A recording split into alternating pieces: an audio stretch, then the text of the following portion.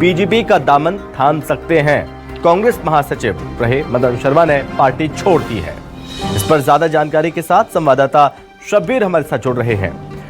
शब्बीर, वही रोज की कहानी, एक बार फिर से एक विकेट गिर गया, त्यागपत्र दिया, लेकिन मदन शर्मा के त्यागपत्र के पीछे की वजह क्या है?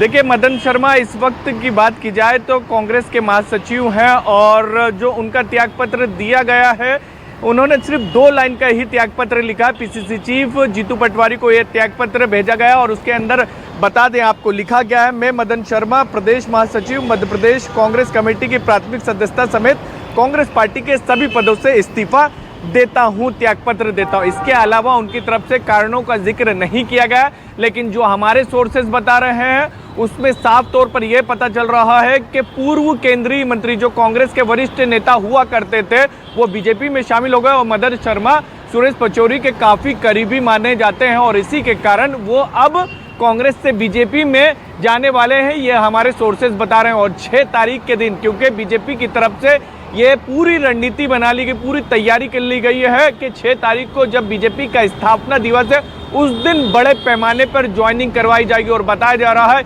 मदन शर्मा तो ठीक है, कमलनाथ के जो सबसे करीबी है, जिनके लिए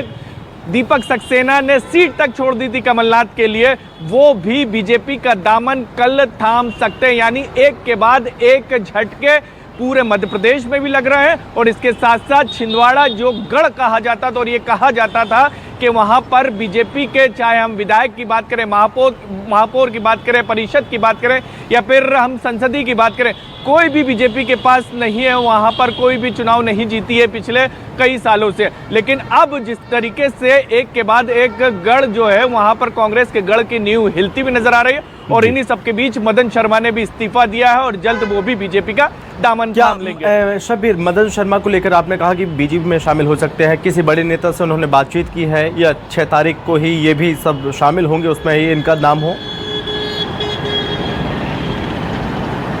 देखिए, हाँ बिल्कुल आपने सही कहा कि मदन शर्मा के सुरेश पचौरी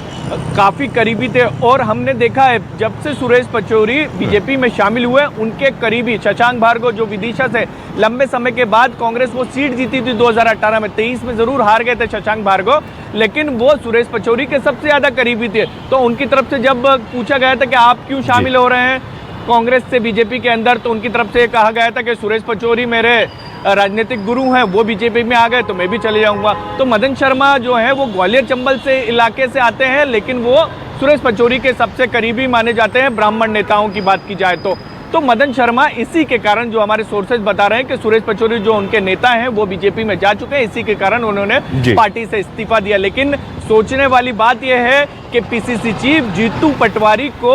पद संभाले हुए करीब 100 दिन हुए हैं, लेकिन उसके बाद बता दें आपको 2 मौजूदा महापौर, एक मौजूदा विधायक और इसके अलावा कई पूर्व विधायक, कई बीजेपी की तरफ से तो दावा किया जा रहा है कि 1 लाख के करीब पदाधिकारी और कार्यकर्ता बीजेपी में शामिल हो चुके हैं। तो ये आलाकमान को भी सोचना होगा, प्रदेश नेतृत्व को भी सोचना होगा, वरिष्ठ नेताओं को भी सोचना होगा कि आखिर पार्टी के अंदर चल क्या रहा है, कि आखिर क्या कारण है कि इतने बड़े पैमाने पर पार्टी नेता